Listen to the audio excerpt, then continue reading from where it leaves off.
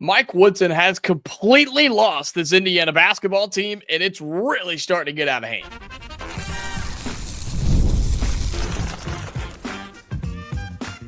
You are Locked On Hoosiers, your daily podcast on the Indiana Hoosiers.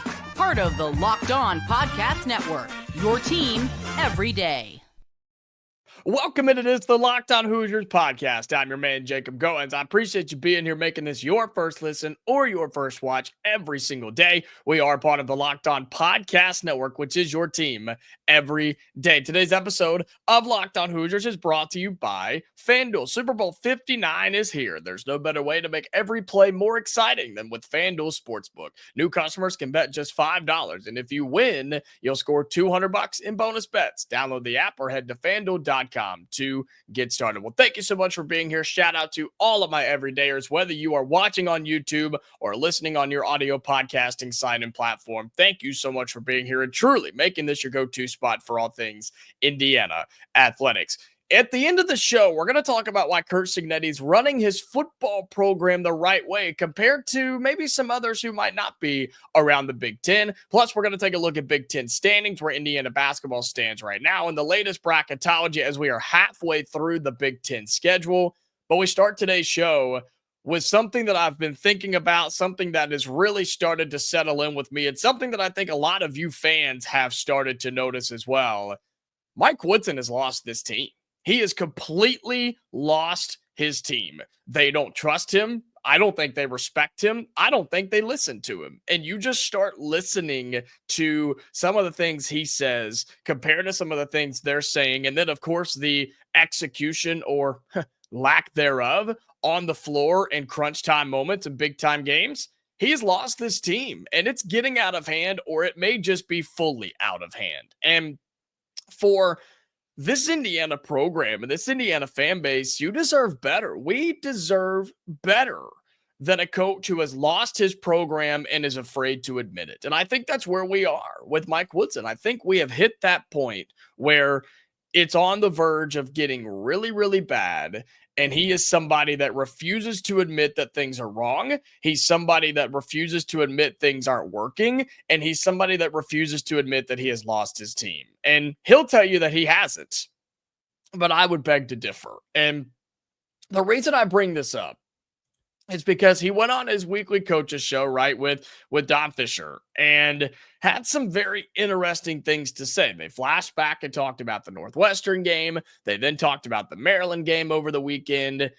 And he started talking about, because he was asked about it, of course, the final sequence of plays, right? The foul to give that we didn't give that led to a 3 by Maryland, what ultimately won them the game. And then whatever the debacle was in the far corner, or I guess the near corner on the inbounds pass that led to a turnaround corner 3 at the buzzer.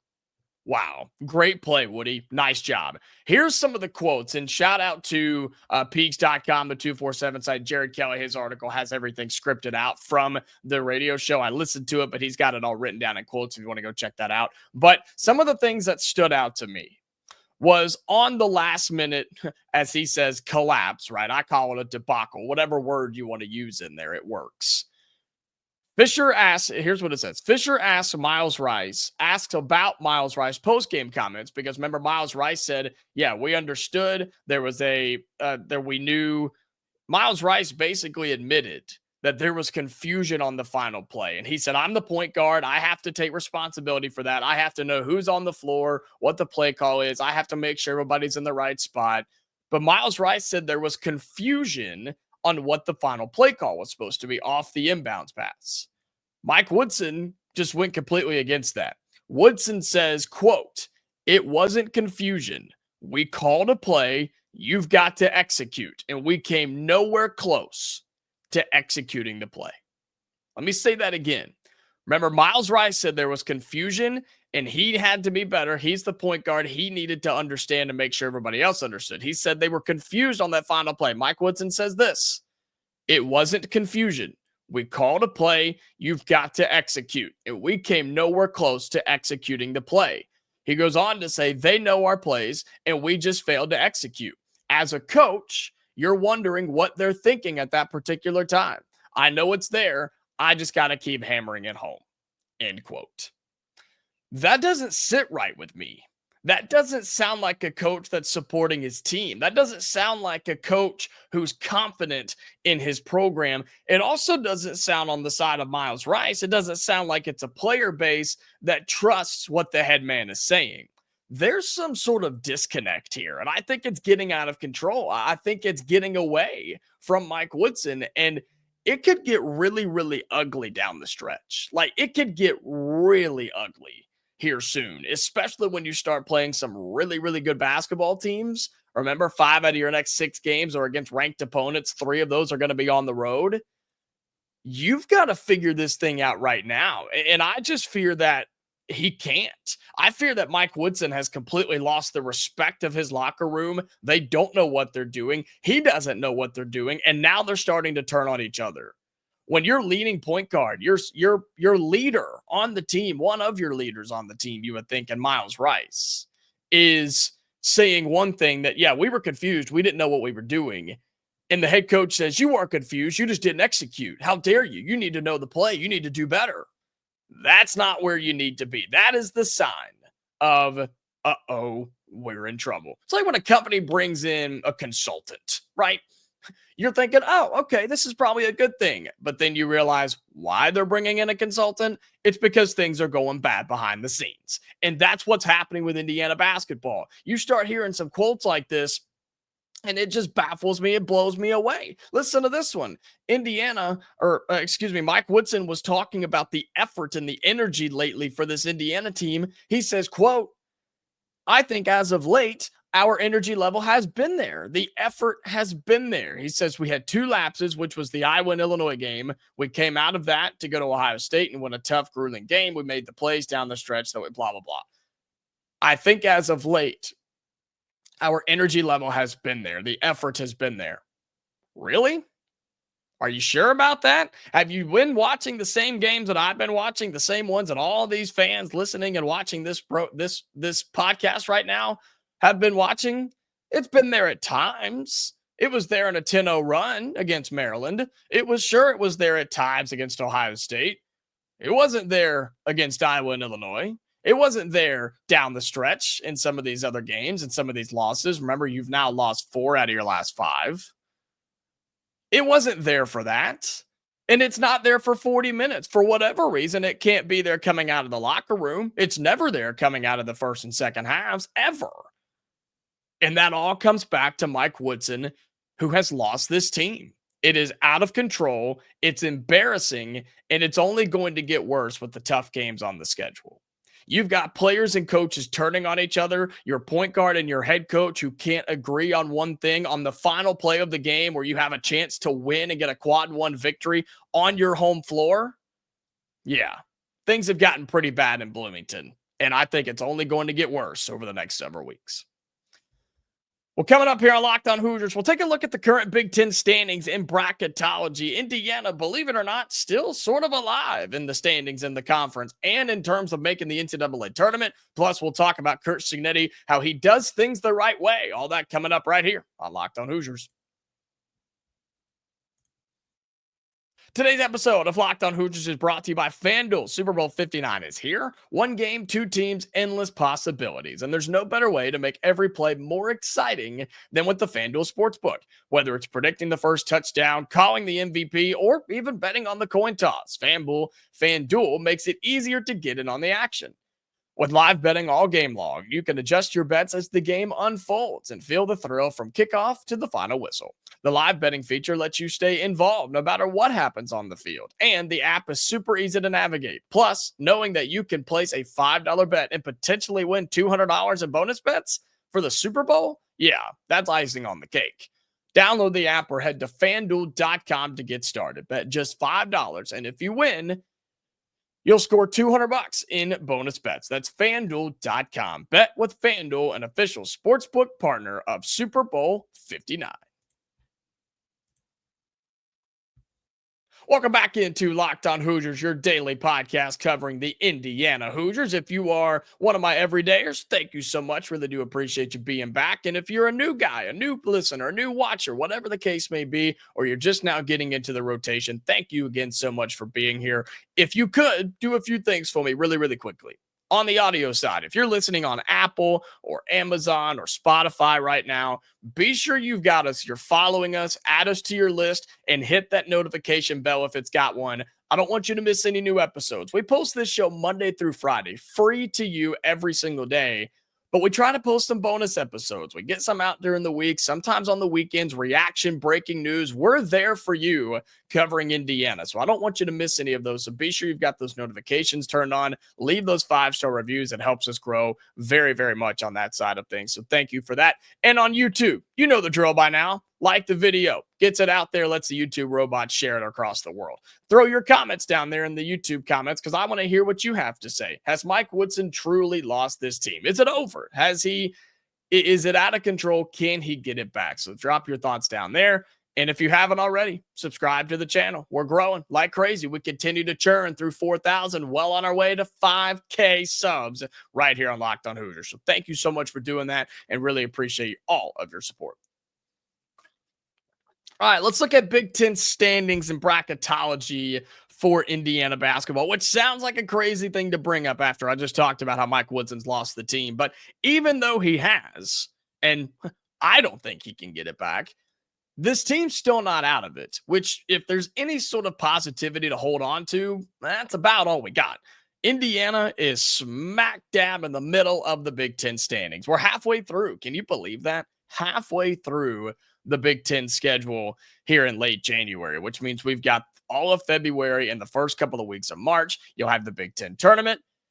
And then you got the NCAA tournament. We're going to talk about that in just a second, where Indiana's trying to not miss the tournament for the second straight year. You look up and down this thing, and as I mentioned, Indiana is right there in the middle of it. We are the only team currently, as of this show coming out, that sits exactly 500 in the conference. We have 5 wins and 5 losses. Oregon is above us, 5-4.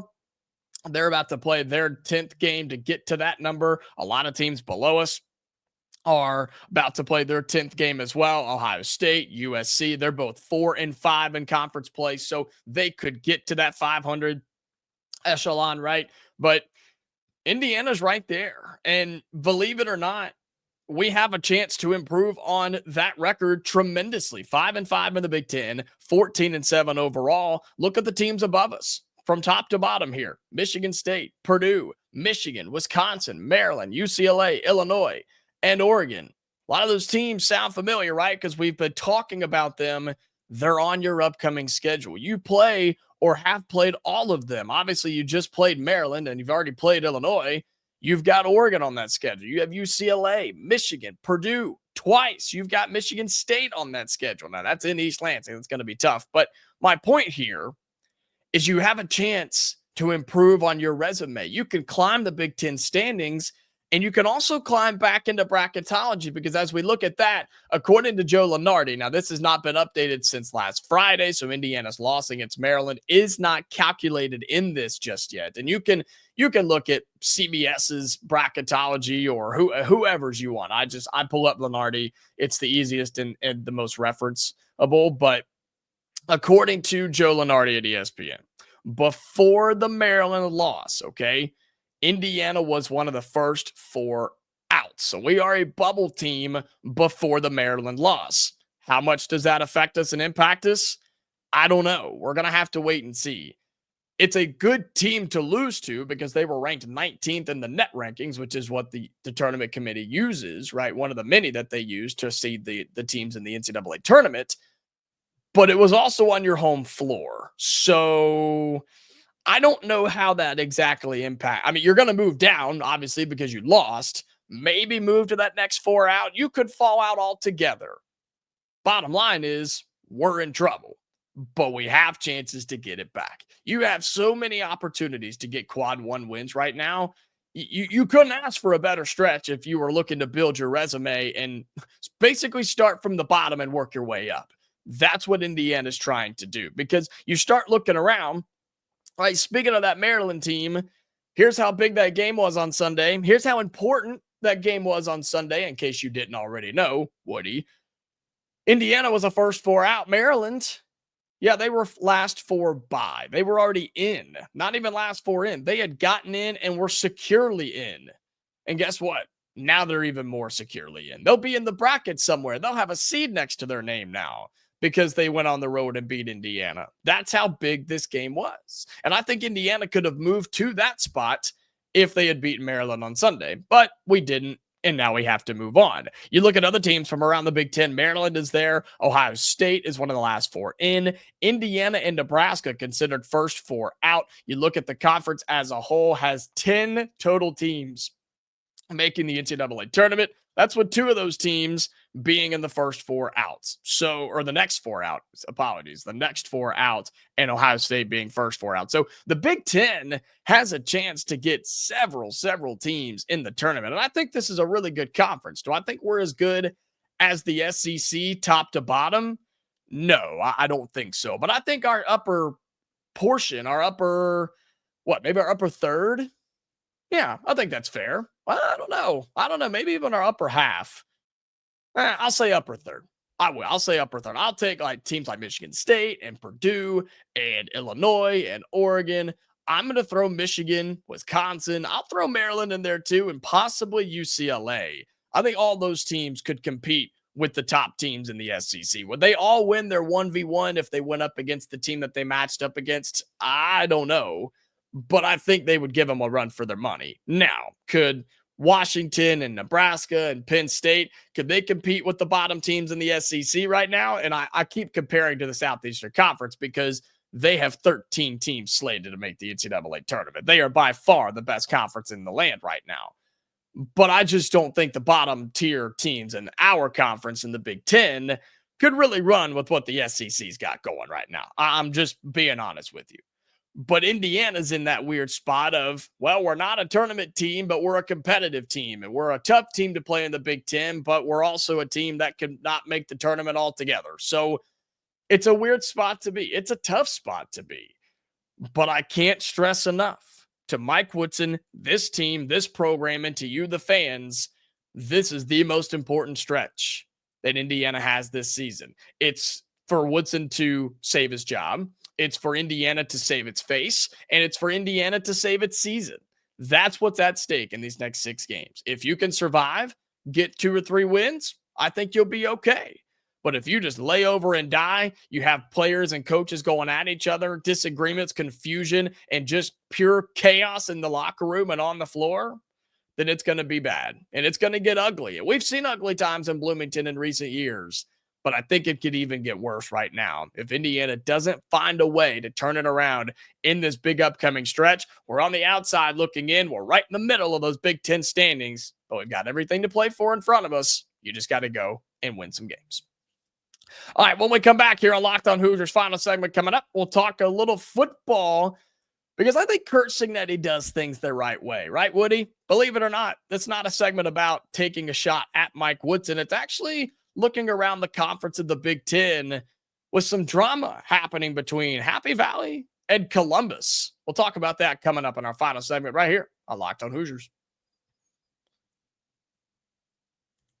Today's episode of Locked On Hoosiers is brought to you by our sponsor, Intuit TurboTax. Taxes was waiting and wondering and worrying if you were going to get any money back, and then waiting, wondering, and worrying some more. Now, Taxes is matching with a TurboTax expert who can do your taxes as soon as today. An expert who gives your taxes their undivided attention as they work on your return while you get real-time updates on their progress so you can focus on your day. An expert who will find you every deduction possible and file every form, every investment, everything with 100% accuracy. So you can get the most money back, guaranteed. No waiting, no wondering, no worries. This is taxes. Get an expert now at TurboTax.com. Only available with TurboTax Live full service, real-time updates only in the iOS mobile app. See guaranteed details at TurboTax.com/guarantees.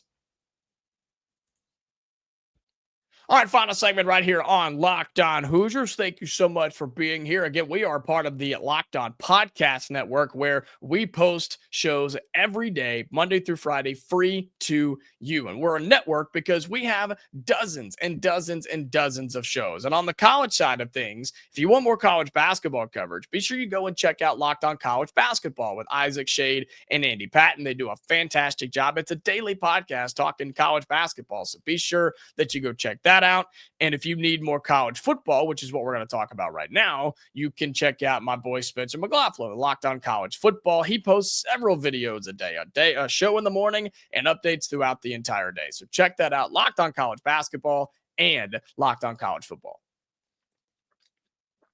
Well, I wanted to remind everybody, especially in Hoosier Nation, how good it is and how good we have it right now and how ugly and nasty it can be in other places. And I just want to remind people that Curt Cignetti is awesome. And I'm really thankful that we have him. And I think you are too, but you should just thank your lucky stars today, right? To the Lord above about, or whatever you praise, right? About Curt Cignetti and how awesome he is and how he's doing things the right way. And Indiana's decided we're going to be a big time program. We're going to be a competitor in this space, in this sport, and we're going to do it the right way. Told you yesterday about Indiana, right? About Bryant Haines, who's been extended as our defensive coordinator, who, let's be real, he could have gone anywhere. He could have gone to Clemson. He could have gone to Penn State. He could have gone to Ohio State since Jim Knowles left the Buckeyes to go to Happy Valley. And it's funny that we mention that because that's what I want to talk about for just a second. I highlight Curt Cignetti doing things the right way because not only is he investing time, money, and effort into this program, and not only has he gotten everybody around him to do the same, it seems like he treats his people very well. It seems like people want to work for him. People want to play for him. People want to be around him. I don't know if that's the case in other places like, I don't know, Columbus, Ohio, where Jim Knowles, who I think was the best defensive coordinator in college football. I think Bryant Haines is right there, but I think Jim Knowles has to be in that conversation. He had Ohio State as the number one ranked defense in the country. Indiana was right there behind them, right? He had just some stupid stats on how they did with rushing and pass attempts. And I think they only allowed 12 points per game this year, which was best in the nation. Like, he's a really good DC. But he just left Ohio State to go and be the defensive coordinator at Penn State, which in terms of just the job seems like a very lateral move, if not a step back, since remember, Ohio State just won themselves a ring and a national championship. But if you start digging a little bit deeper, Jim Knowles is a Pennsylvania guy. He's got family. He's got ties. And Penn State ponied up and paid him some money, over $3 million, 3.1 to be exact, to where he's now the highest paid defensive coordinator in the country. And there are reports that Ohio State wasn't willing to pay that, and then they were, and he told them to kick rocks. And I feel like there's a reason he did. And there was a report from Brett McMurphy from the Action Network that said Ryan Day at Ohio State asked Jim Knowles to not attend their championship parade after winning the college football playoff national championship. Ryan Day asked his defensive coordinator not to attend their ceremonial parade because he was interviewing and interested in the Penn State job. Think about that for a second. That rubs me the wrong way. That's not cool. That actually makes me really upset because you're telling somebody who was a massive part of your success this season, that carried you and helped you get to a national championship game. Of course, the offense played fantastic in the college football playoff. I get that. But the defense playing it so well allowed them to do that. The adjustments they made in the Notre Dame game in the national championship game are unbelievable. After the opening drive, Ohio State made the best adjustments I possibly have ever seen, and they locked it down, right? But you're so salty. You're so insecure about yourself, Ryan Day, that you're not going to allow your defensive coordinator to celebrate with you because he's seeking a better opportunity, more money, family ties, closer to home, better situation for him. but you're so much of a baby that you don't want him to be a part of your celebration. Give me a break. How embarrassing is that for Ryan Day? I mean, congratulations. You won a national championship, but it just doesn't seem like people want to be around him. And he just seems like a jerk. He comes off that way. I've always thought that. And this type of action just makes me believe that even more. But you never hear that about Curt Cignetti. You never hear that inside the Indiana football program. And no, we're not as big as Ohio State. We're not winning championships yet. But people want to be here. The fact that Bryant Haines is a top 5 defensive coordinator in college football who could have gone anywhere to any of those openings I just talked about. And he said, nope, I want to stay right here. He got paid. He's been paid twice now. In the last couple of months, he's been paid. But he wants to stay in Bloomington. He wants to be here. He wants to keep building here. And he wants to be around this head coach, Curt Cignetti. The players love him. The coaches love him. The administration loves him. And the fan base loves him. It just goes to show, in a world today that seems to have lost this idea, if you do things the right way and you treat people properly with respect and care, they'll work harder for you. They'll stick around. They'll be loyal.